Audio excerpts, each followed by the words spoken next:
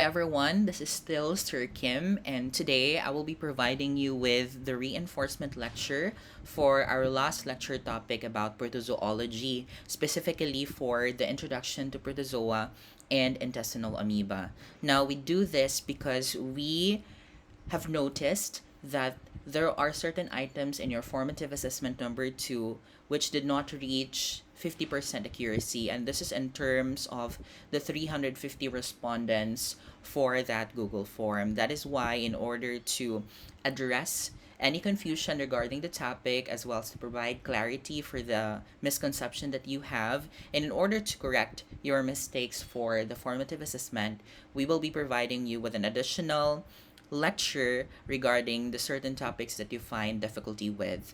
And we will also be mirroring in this lecture the lesson objectives that we have had last time so that we can really fulfill the needed things about the learning dimensions that are targeted for this lecture topic.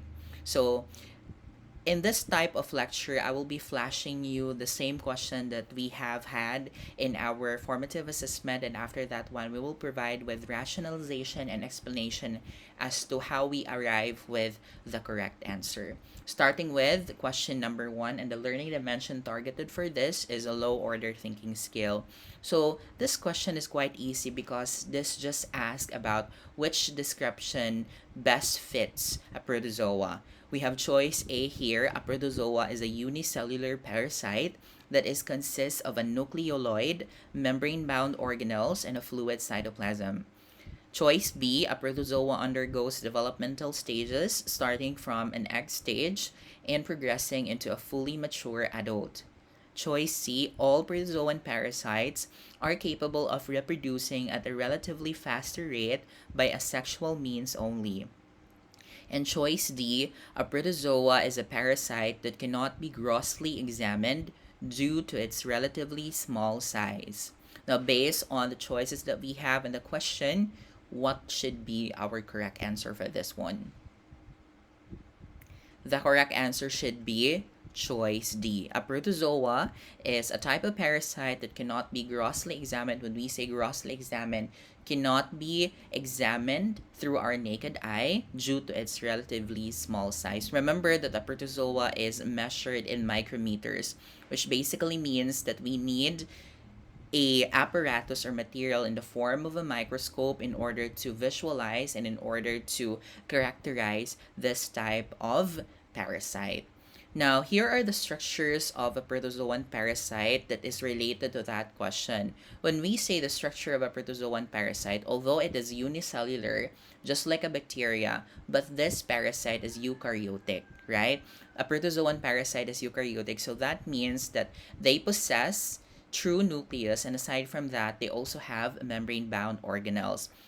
In this illustration here, or in this figure here, you can really see that there's a true nucleus that is bounded by a nuclear membrane. So that separates a protozoan parasite from a bacteria because the bacteria contains nucleoloid only, not a nucleus. A nucleoloid is an aggregation of the genetic material for that organism that is found scattered in the central part of the prokaryotic cell. Whereas for protozoan parasites, since it's eukaryotic, it really possesses a true nucleus.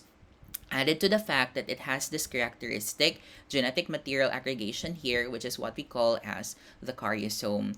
Aside from the true nucleus, your protozoan parasites also contain contractile vacuoles. So it's not visibly present here, but these rounded materials that are shaded or that are stained lighter, these are contractile vacuoles. And contractile vacuoles, as we have mentioned before, they're very important in maintaining the appropriate amount of water molecules that enters the cell of a prokaryotic parasite so that it will not burst or it will not um, affect the mechanisms or the way of the living of the parasite or its homeostasis. Aside from the contractile vacuoles, we also have food vacuoles, in which these are like the storage material for the food that is acquired by the parasite through certain processes like pinocytosis and phagocytosis.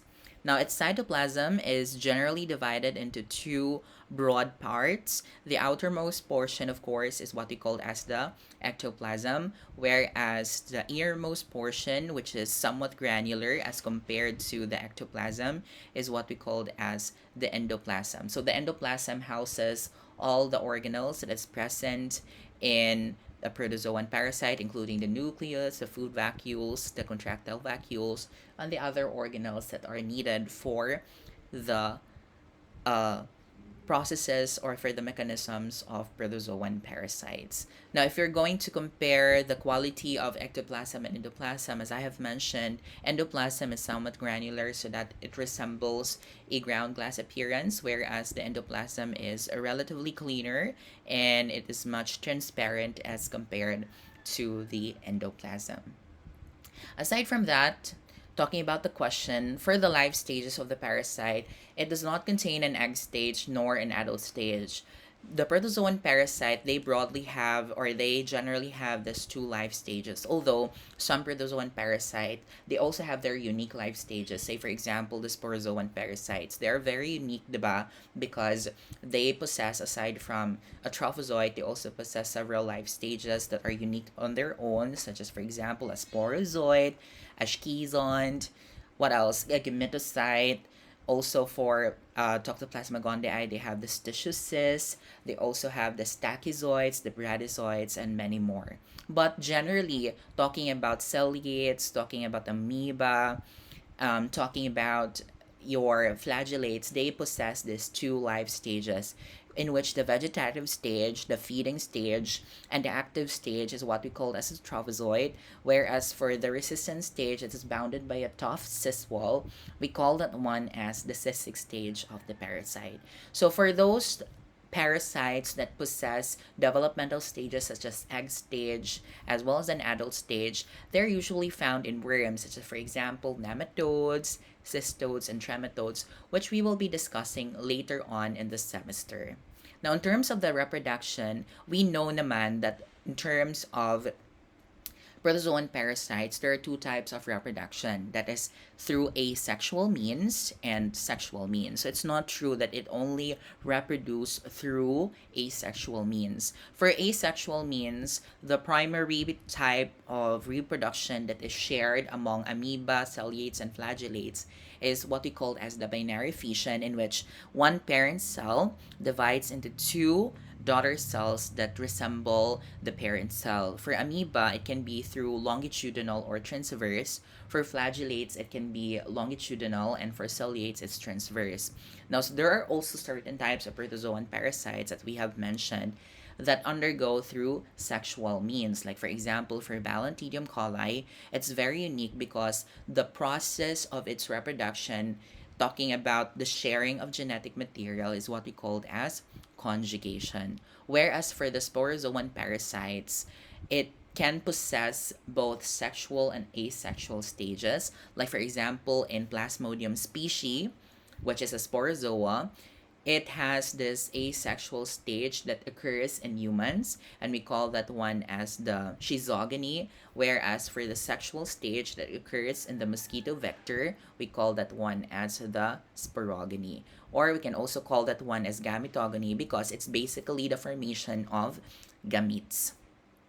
So that is the rationalization as to why we arrive with a correct answer that it's really letter D that is the best choice for question number one. And mind you, the accuracy for this one is just 68.3%. So I think this can be something that you can look into and study more so that you can perfect it once a similar question comes out in our summative assessment, like for example in long case number one and in periodical one examinations.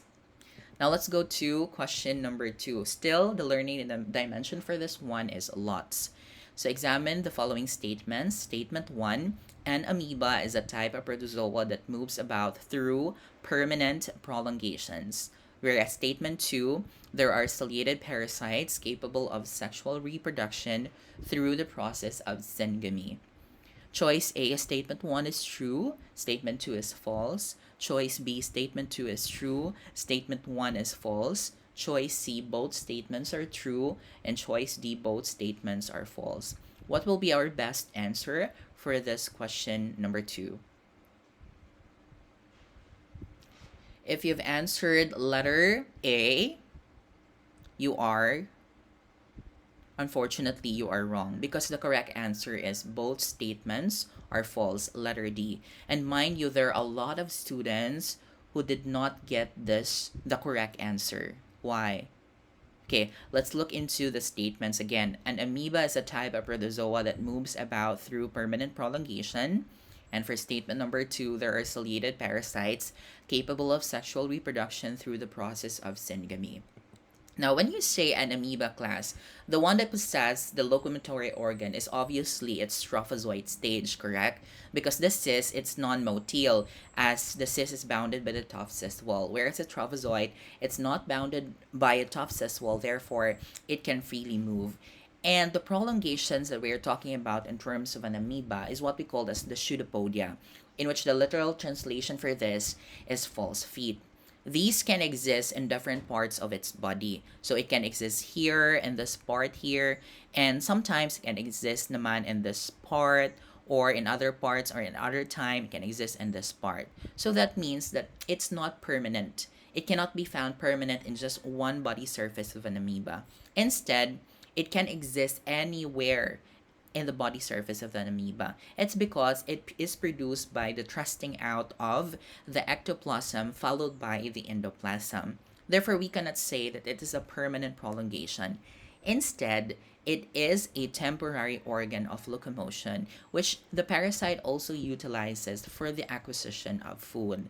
So, the permanent there is what makes the statement wrong.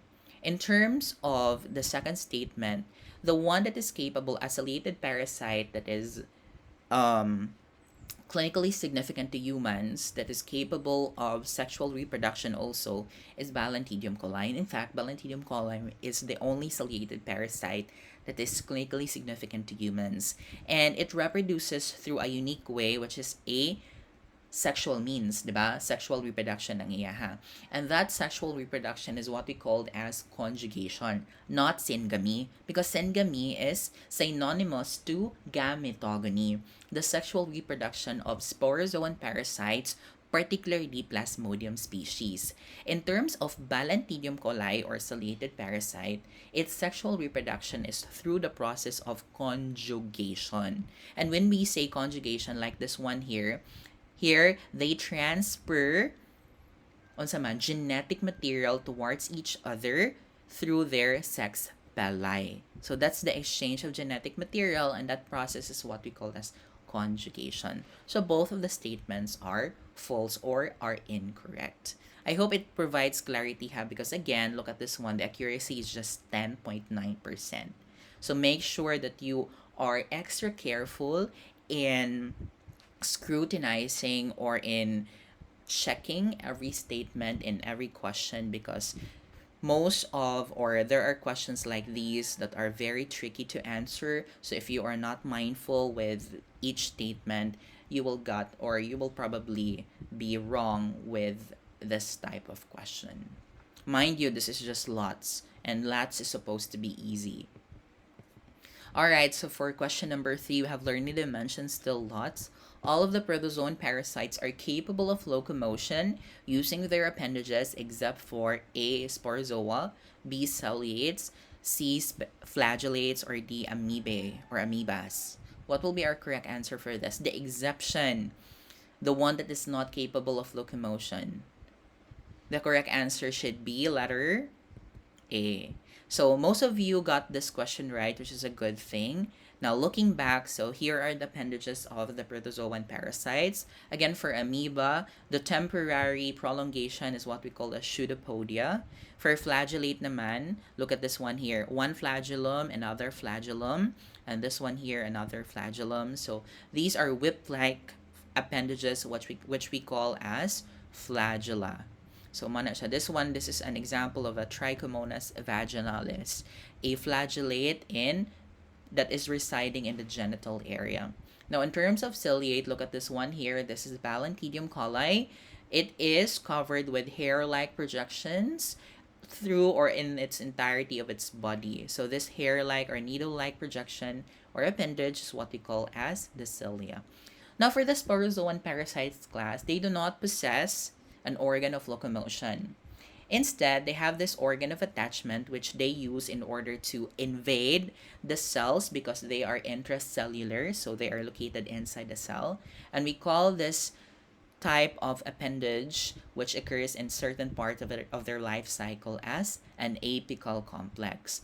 So if a ciliate, an amoeba, and a flagellate utilizes their appendages for locomotion, iba naman si sporozoan parasite. Again, it utilizes its apical complex in order to attach to and invade the cell that they are targeting. Because after all, sporozoan parasites, including Plasmodium species, Babesia species, Toxoplasma, and the rest of the coccidians, they are intracellular in nature.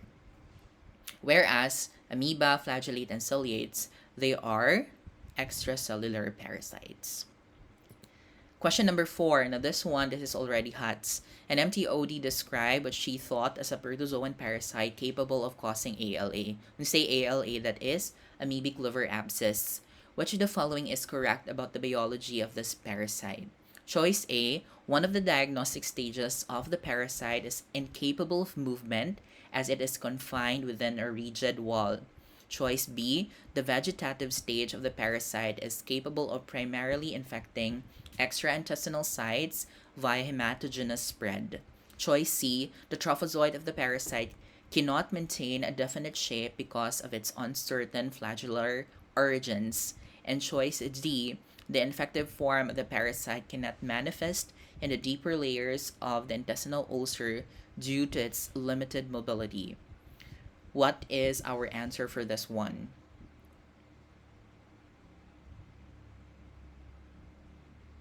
The correct answer should be letter A and letter D. So one of the diagnostic stages of the parasite is incapable of movement as it is confined within a rigid wall. So this refers to the cystic stage of the parasite.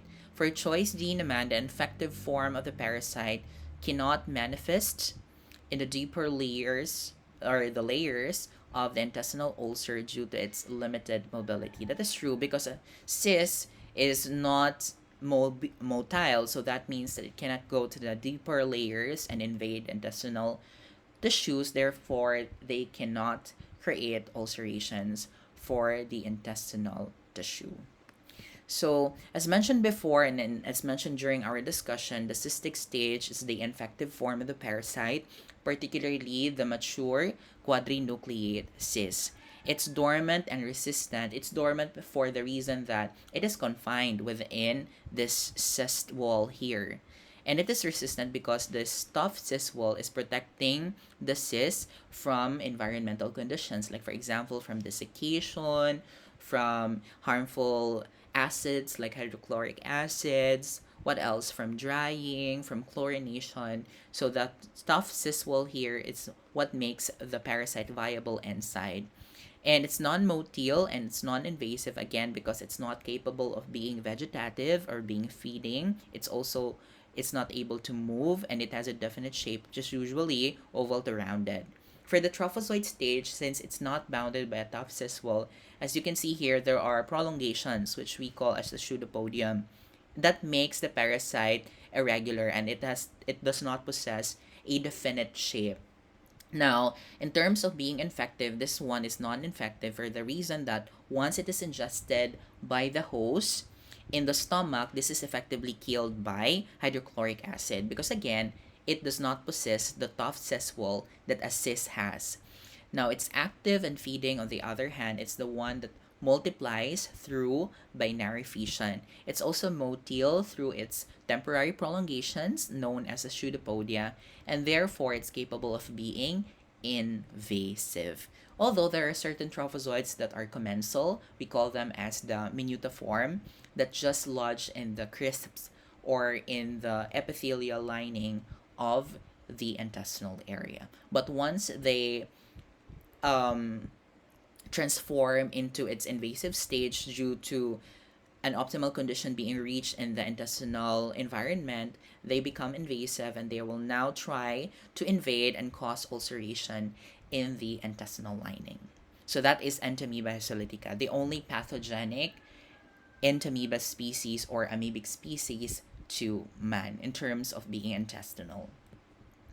Now we have question number 5. The amoeba seen under the microscope was described as a parasite that is progressively crawling towards the food materials supplied in the stool culture. Which of the findings would best establish that it is Entamoebas histolytica, subspecies histolytica? Is it letter A, the centrally located caryosome in the nucleus is sporting a dot-like appearance? Or is it letter B, the cytoplasm is clean with numerous erythrophagocytosed materials? Or choice C, the pseudopodia form are granular in appearance and contain numerous hair-like appendages. Or choice D, the nuclei are numerous and are situated as though they are encircling the glycogen body. What will be our best answer for this one? The correct answer should be letter B. The cytoplasm is clean with numerous erythrophagocytosed material. So most of you are able to answer this correctly. However, for the 6%, we're unable to correctly answer this one. When we say erythrophagocytosed materials, class, it means that there are ingested red blood cells by Entamoeba histolytica trophozoite. And we know naman that when we say ingested RBCs, this is really pathognomonic because only Entamoeba histolytica is capable of being invasive and therefore pathogenic. The rest of the Entamoeba species, the Endolimax species, as well as the Amoeba species are commensals. So therefore, they are not capable of being pathogenic when the host is still healthy. All right? So here's the morphology of the trophozoite stage of Entamoeba histolytica. Again, it has a nucleus, and here it's sporting a centrally located caryosome that is dot-like in appearance. Although, class, this type of nucleus is shared by other subspecies of Entamoeba histolytica, such as, for example, E. despar and E. mushkovskii. Aside from that, it's also uniquely lined with peripheral chromatin. And this is a type of characteristic shared by all genuses of Entamoeba. Its cytoplasm is relatively cleaner as compared to Escherichia coli, which is another type of Entamoeba species that is a commensal. Whereas the presence of ingested RBCs is really definitive or pathognomonic. When you say pathognomonic, it makes us confident that the one that we see under the microscope is really the pathogenic E. histolytica. Aside from that, it has an irregular shape due to the reason that it possesses a pseudopodia. Although all of the trophozoites of an amoeba is irregular for the presence of pseudopodia. So I hope that it's clear with you, especially for the 6% who were unable to answer the question correctly. Now let's move forward to question number 7. I think this is question number 7. Still question number 6, DI. So the learning dimension for this one is lots. This is a matching type of question, which can also be seen, and you can also answer this one in your summative assessment, these types of question. So here we have two columns, column A and column B, and you just have to match the following commensal amoebae in column A to the description that best fits each. We have here small rays of Entamoeba histolytica, with amoeba with an iodophilic glycogen body, amoeba having a large irregular caryosome, amoeba that primarily infects the oral cavity, amoeba with cyst stage that contains 10 nuclei. And we have here in column B, we have Entamoeba coli, Iodamoeba buchlei, Endolimax nana, Entamoeba gingivalis, and Entamoeba hartmanni. All of these are amoeba that are commensals. Because again, the only pathogenic amoeba, talking about intestinal amoeba, is Entamoeba histolytica. Lahi na istorya, class, if we're talking about the free living, because Naegleria fowleri, Acanthamoeba species, Balamuthia mandriliaris, and Sapenia diploidea, they're all pathogenic. It's just that they are free living or opportunistic amoebae. But for those, like for example, intestinal amoebae as well as an oral amoebae, the only pathogenic intestinal amoebae is Entamoeba histolytica. Alright, so what will be our correct answer here? Let's start with, so the accuracy, by the way, for this question is quite high, but we have about 9.8% who were not able to correctly answer all of the matching type. So let's start with the first statement in column A, the small rays of Entamoeba histolytica. What will be our correct answer for this one?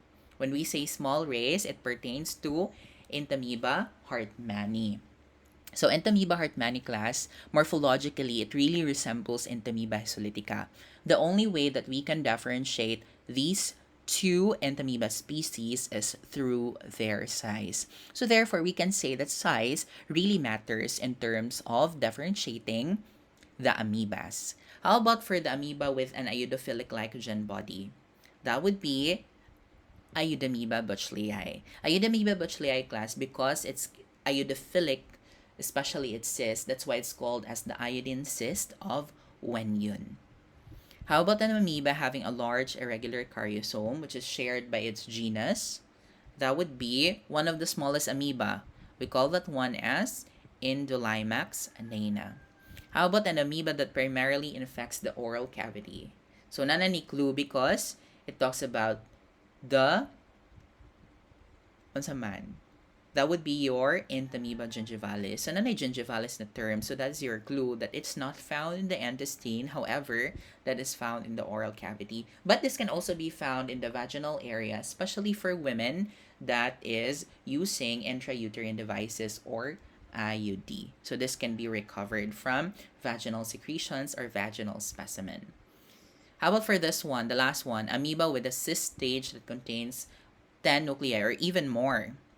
That would be the characteristic of the cystic stage of Entamoeba coli. So in order to visualize this one, I have prepared here the different cystic stage of the parasite except for Entamoeba gingivalis because, diba, Entamoeba gingivalis does not possess a cystic stage. It only has a trophozoite stage, which is similar to Trichomonas vaginalis. So we have here, so look at this one.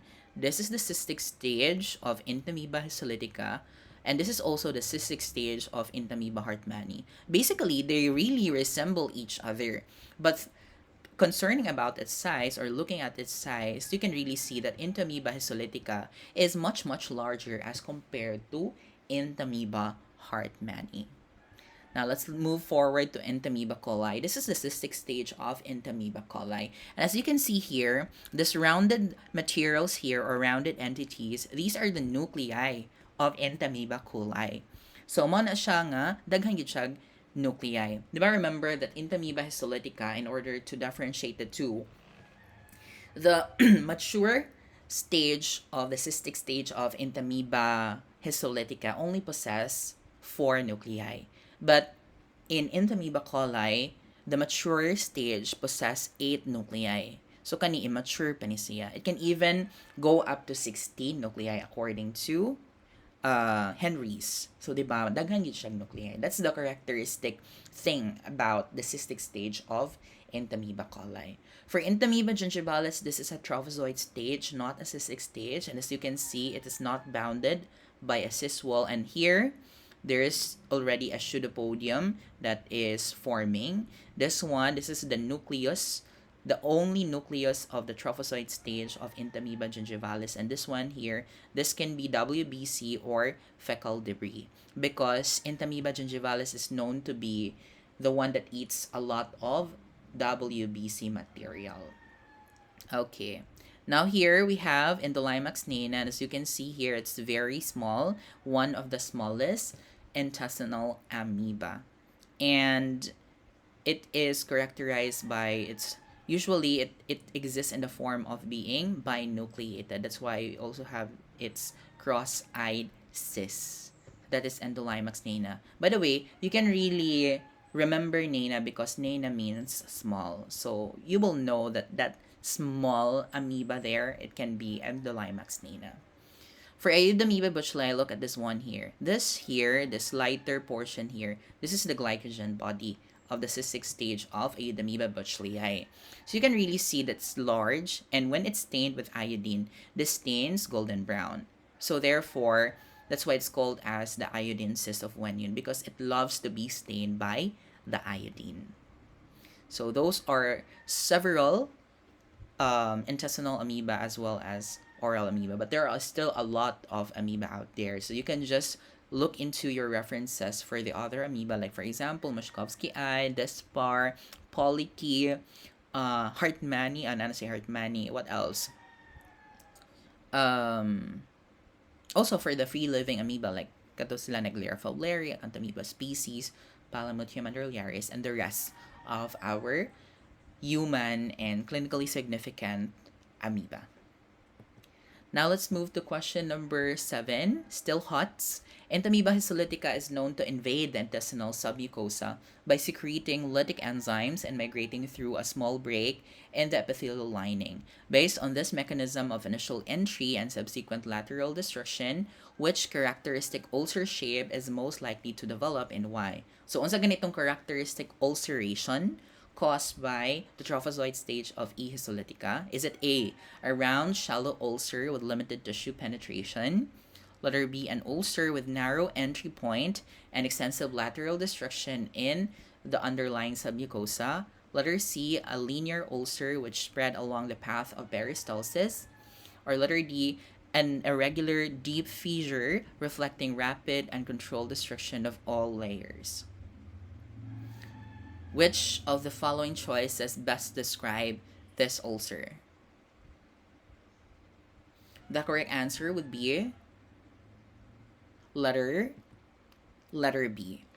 So most of you were able to answer this one, but for those who were unable to answer, remember that the characteristic ulcer of Entamoeba histolytica is described as flash-shaped ulcer. So this is the flash-shaped ulcer that we are talking about. So initially, these trophozoites of Entamoeba histolytica will try to eat out the mucosal surface, particularly the lining epithelium of the intestine. Some of them can be commensal, so they will just hide in between the microvilli. But some of this, especially the larger one, they're capable of being invasive, so we'll destroy them. Here, as you can see, nag-start na siya destroy, and since wala pa niya na-destroy ang deeper layers, mo na it can only create superficial ulcers which immediately heal. But for those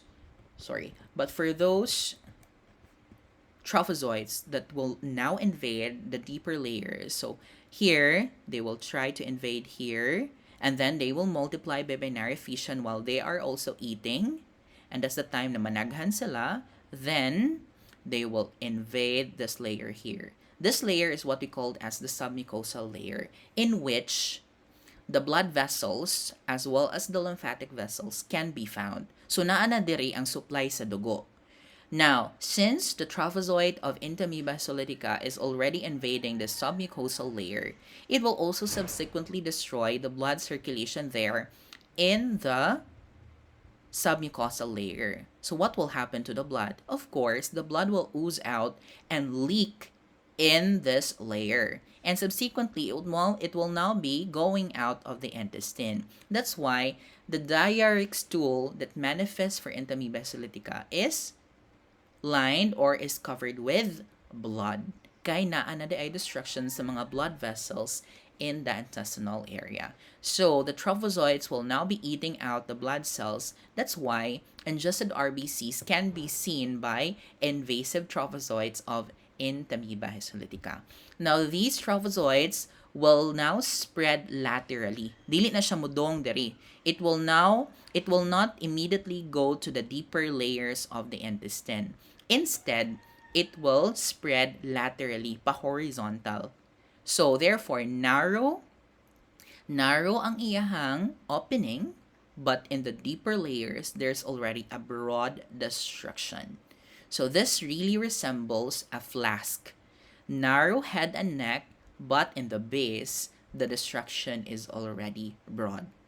So that is why flash-shaped ulcer is characteristic of Entamoeba histolytica.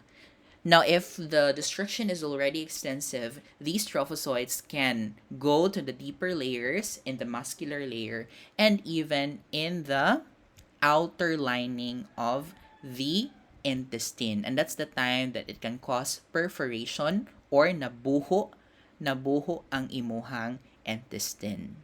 Mo na siya nanay buho ang imong intestine. But for this one here, it is a flash-shaped ulcer.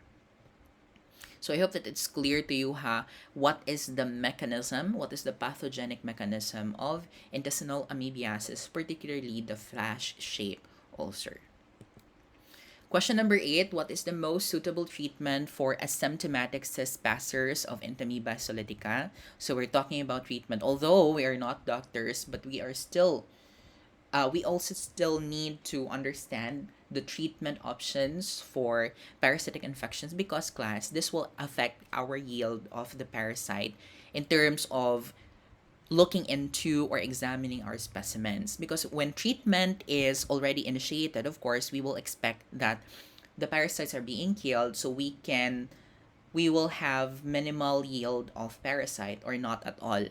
So this can cause false negative interpretations which can hamper the health of the patient. So that's why we need to know if nag-start na ba ang treatment so that we can anticipate the number and the type of parasites that we can only recover from certain specimens. Now, in terms of this one, what is the most suitable treatment for asymptomatic cyst passers of Entamoeba solitica? Is it A, metronidazole, B, flagyl, C, diloxinate, furoate, or letter D, albendazole? By the way, this is letter D. What is your best answer for this one? Remember we're talking about the symptomatic cyst passers. The correct answer should be letter C, diloxinate furoate. Although that metronidazole is the drug of choice for Entamoeba solitica, but this is in terms of being an invasive amoeba. So when you say invasive, that means that it already invades the distal part, not just the large intestine, but can also go to the different parts of the body, including the liver, including the brain, including the spleen, or the dermal areas, or even the cavities of the body. So generally, when you say drug of choice, it's really metronidazole. But for the asymptomatic cyst passers, according to Belisario, the drug of choice is diloxinate furoate. So there are two types of amoebicide. We have the luminal amoebicide, which targets the amoeba that is found in the intestine or in the lumen. And we also have tissue amoebicides, which target the amoeba that already extends in the extraintestinal sites. Metronidazole can be both.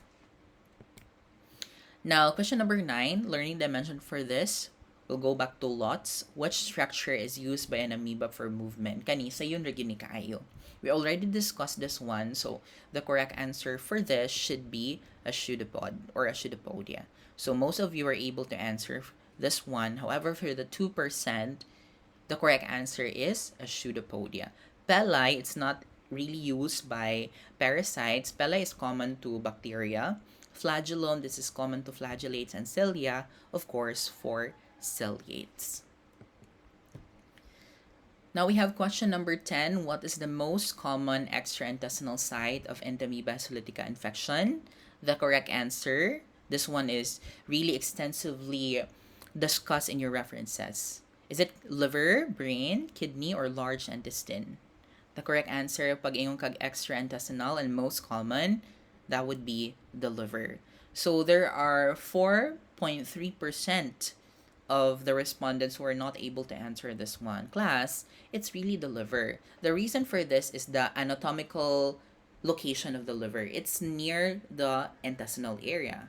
Aside from that, in terms of the system of blood circulation, after the blood circulation is presented in the intestinal layers, it will now be carried in the portal system going to the liver. So it's really the liver that receives most of the blood supply coming from the intestinal area. So we can say that the most common extraintestinal site affected should be the liver. That is why the most common manifestation of extraintestinal amoebiasis is ALA, or amoebic liver abscess. And the best diagnosis there is still serology, or the detection of antibodies. When we say antibodies, these are the ones that are produced by the body against the presence of the parasite's antigen. And you can only detect antibodies through the process of what we called as immunologic and serologic methods. So here we have several methods, and you will be learning more of them in immunoserology or immunology and serology. Talking about ELISA, we have enzyme link immunosorbent assay, IHA or indirect hemagglutination assay, IFA or indirect fluorescent assay, and we have CIEP or counter immunofluorescence, immunoelectrophoresis. So, mo na sila ang certain types of serologic methods that we employ in order to detect the antibodies against amoebic antigen for amoebic liver abscess. Dili siya usually biopsy class because it's really invasive. It is uncomfortable to the patient, it's also expensive, and aside from that, it's very painful. Imagine that there's already an abscess and then imo pa siyang i-destroy pag yun, buhan pag yun nimo ang liver para kuhaon ng abscess. Right? So it's very painful to the patient, knowing the fact that the liver is also a sterile visceral organ. So, ang gamiton lang yun nato is to detect the antibodies in serum or in the blood specimen. Although this can be subjected to false interferences because it's in serum, not directly on the site of infection. So, mo na siya ha, ang amoebic liver abscess. The liver is the most common organ affected by extraintestinal amoebiasis. So, I hope that it's clear. Question number 11, I think this one is the last question in the formative assessment, and it goes, what virulence factor primarily contributes to the invasiveness of Entamoeba histolytica trophozoites? Is it caspase 3, or is it amoebopore, or is it cysteine proteases, or letter D, galgalnoclectin? What will be your answer for this one? Again, look at the question, read the question carefully. What will be our correct answer for this question?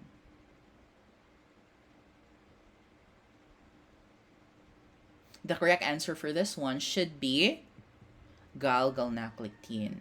So most of you were not able to answer this one. Only 41.1% of the respondents were able to correctly answer. When we say galgalnoclectin class, remember that that refers to amoebic lectin antigen, which is the primary virulence factor. Siya ang principal virulence factor. Siya ang main virulence factor. And when we say virulence factor, it's the components of the parasite that enables the parasite to cause disease towards its host. And since the principal virulence factor is lectin, it's really the main reason for its invasiveness. Remember that the galgalnoclectin is the reason for the adhesion of the parasite to the target cells. So, mo na siya yung reason nga nung mo adhere ang parasite towards the epithelial cells. Aside from that, it's also the reason why the cells are killed by toxic substances, like for example, the increase in calcium levels. And it's also the reason for complement resistant, like it mirrors the function of CD59, which is a human complement blocker. And remember that the complement, this is a type of or a component of the immune system that should have initiated in killing the parasite, but because the parasite is capable to regulate the amount of complement system, therefore it is not effective against Entamoeba histolytica. Whereas for the other parts, like for example for cysteine proteases, they're capable of invasion, but they only add support by degrading extracellular matrix. They are not the principal virulence factor, but they can also exacerbate the invasiveness of Entamoeba histolytica. For amoebopore naman, we know that they are pore-forming protein that inserts ion channels in order for the ions there inside the cell to be lost and subsequently disrupting the homeostasis within the cell. And for caspase 3, as outlined in Belisario, it catalyzes the apoptotic cell death of the target mucosal cells. So it's also one of the reasons why there are necrotic cells already once found or once it manifests in the intestinal layers or even in extra intestinal sites. So you must make sure that I've observed that in terms of some question in which you really need to read the question on repeat so that you will get the essence of the question and subsequently correctly answer or correctly choose the answer, dapat yun mo silang basahon kadaghan. Kaduha, at least, right? For every question there is. Kay para dili gid mo masayo. Although that your references mentioned about invasion in terms of cysteine proteases, because cysteine proteases is the answer that is commonly picked by a lot of respondents, it's really the galgalnaclectin, for the reason that it's the main virulence factor of Entamoeba histolytica trophozoite. So, with that being said, we are done with our reinforcement lecture. I hope that you are able to correctly answer the upcoming long quiz, as well as the other summative assessments for this topic.